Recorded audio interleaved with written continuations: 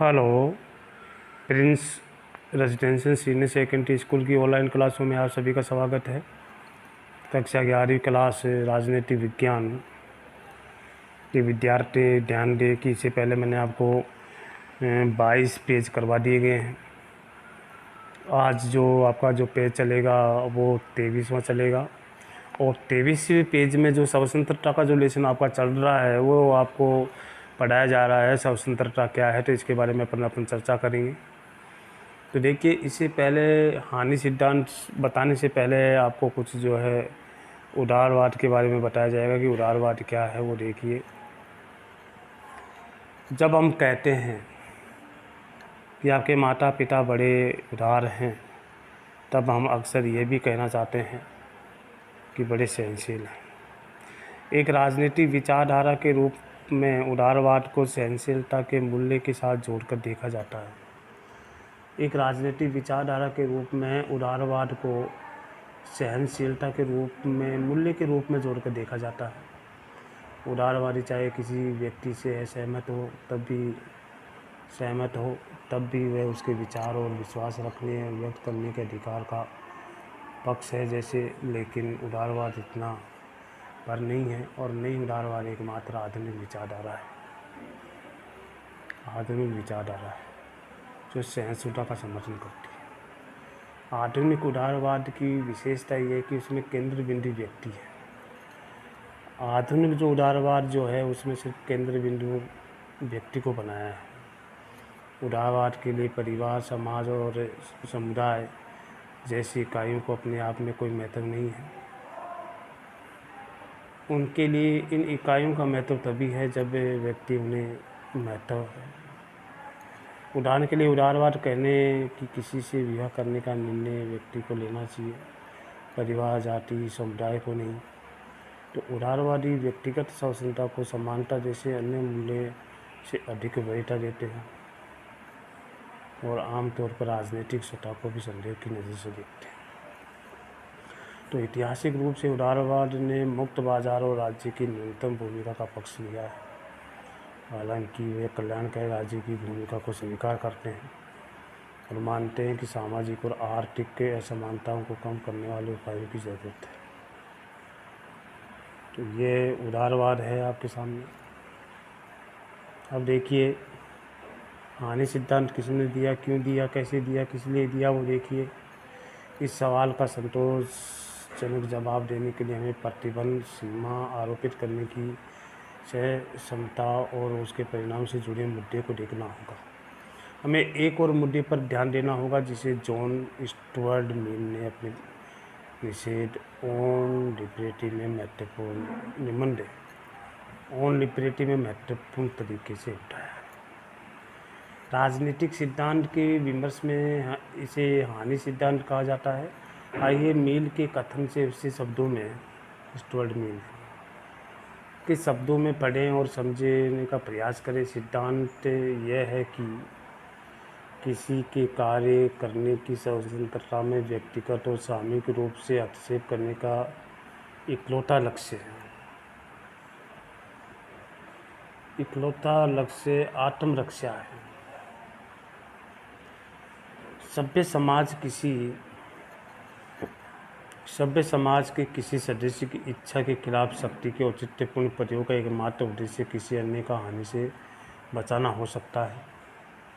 मैंने यहाँ एक महत्वपूर्ण विभेद को सामने रखा है। स्वयं संबद्ध पर संबद्ध में अंतर बताया है। स्वयं संबद्ध वे कार्य हैं जिसके प्रभाव केवल इन कार्यों को करने वाले व्यक्ति पर पड़ते हैं, जबकि परसंबद्ध वह कार्य हैं जो कर्ता के अलावा बाकी लोगों के ऊपर भी इसका प्रभाव पड़ता है। तो मेल का तर्क है स्वसंबद्ध कार्य और निर्णयों के मामले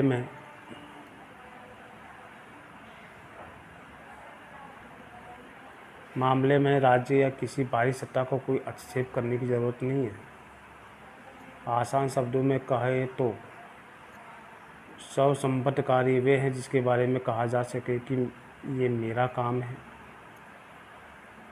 मैं इसे वैसे करूँगा जैसा मेरा मन कहेगा।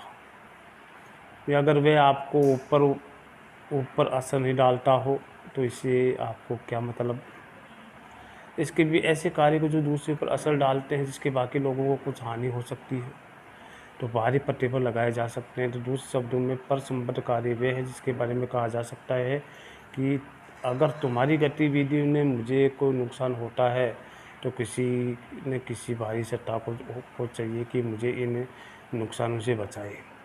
तो स्वतंत्रता से जुड़े मामले में राज्य किसी व्यक्ति को ऐसे कार्य करने से रोक सकता है जो अन्य के नुकसान पहुँचाता हो। तो मेन ने 2 प्रकार के जो बताए हैं,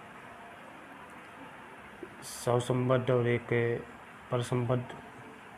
स्वसंबद्ध तो स्वयं के ऊपर ही प्रभाव पड़ता है, लेकिन परसंबद्ध का प्रभाव दूसरे के ऊपर भी पड़ सकता है। इसे सुरक्षा करने के लिए कानून की आवश्यकता है, क्योंकि स्वतंत्रता मानव समाज में केंद्र में है और गरिमापूर्ण मानव जीवन के लिए बेहद महत्वपूर्ण है। इसलिए इस पर प्रतिबंध बहुत ही खास स्थिति में लगाए जा सकते हैं। प्रतिबंध लगाने के लिए ज़रूरी है कि किसी को होने वाली हानि गंभीर हो।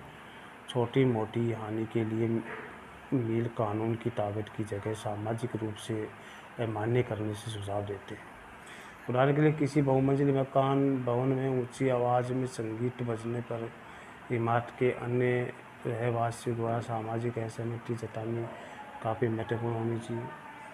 इसमें पुलिस को शामिल नहीं किया जाना चाहिए। जो व्यक्ति औरों को होने वाले नुकसान की परवाह नहीं करते हुए ऊंची आवाज़ में संगीत सुनाता है, चाहे वह बाकी लोग उसका अभिवादन करना बंद कर दें। ऊंची आवाज़ में संगीत सुनाना बाकी लोगों को बातचीत करने, सोने और अपने संगीत सुनने से रोकता है। ये छोटे छोटे नुकसान हैं के लिए केवल सामाजिक असहमति दर्शाया काफ़ी होगा। ये कानून दंड के लिए उपयुक्त से मामला नहीं है। किसी कार्य पर कानूनी सख्ती से प्रतिबंध तभी लगाना चाहिए जब निश्चित व्यक्तियों को गंभीर नुकसान पहुंचाया जाए, अन्यथा समाज को स्वतंत्रता की रक्षा के लिए थोड़ी असुविधा सहनी चाहिए। लोगों को विविध जीवन शैलियाँ, विभिन्न दृष्टिकोण और अलग अलग हितों को सहन करने के लिए जब तक तैयार रहना चाहिए जब तक कि वे दूसरों को नुकसान नहीं पहुंचाने लगे। लेकिन ऐसी सहनशीलता का विस्तार उन विचारों और कार्यों से करने की ज़रूरत नहीं है जो लोगों को खतरे में डाल या उसके प्रति नफरत का जहर फैलाए। तो घृणा का प्रचार और गंभीर क्षति पहुंचाने वाले कार्य पर प्रतिबंध लगाए जा सकते हैं, लेकिन हमें ये ध्यान रखना चाहिए कि प्रतिबंध इतने कड़े ना हो कि स्वतंत्रता ही नष्ट हो जाए। उदाहरण के लिए जिसने किसी के प्रति नफरत फैलाई है, हम उसके लिए आजीवन कैद की मांग नहीं कर सकते। अगर वह राज्य द्वारा निभाए मिथ्या प्रचार से दूर रहने की चेतावनी की माने तो उसके आवागमन पर भी कुछ रोक लगाई जा सकती है और नए कोई सभा आयोजित करने के लिए उसके अधिकार क्षेत्र में जो है कटौती की जा सकती है। तो ये मील के द्वारा विचार है सह संबंध और पर संबंध के बारे में मील ने कहा है कि हमें क्या करना चाहिए, हमें क्या नहीं करना चाहिए ताकि किसी को कोई नुकसान नहीं हो। तो अपन हानि सिद्धांत के बारे में चर्चा कर रहे थे कि हानि सिद्धांत जो है क्या है। स्टुअर्ट मिल ने हानि सिद्धांत दिया और उसकी पुस्तक का नाम ऑमनिबिलिटी है और उसने समझने की कोशिश की हुई है कि क्या करना चाहिए और क्या नहीं करना चाहिए। आपको मैंने उदारवाद के बारे में भी पढ़ाया गया कि उदारवाद किसे कहते हैं, क्या नहीं करना चाहिए। तो उदारवाद जो है वो भी व्यक्ति को जो कहता है आज़ादी होनी चाहिए हर कार्य करने की।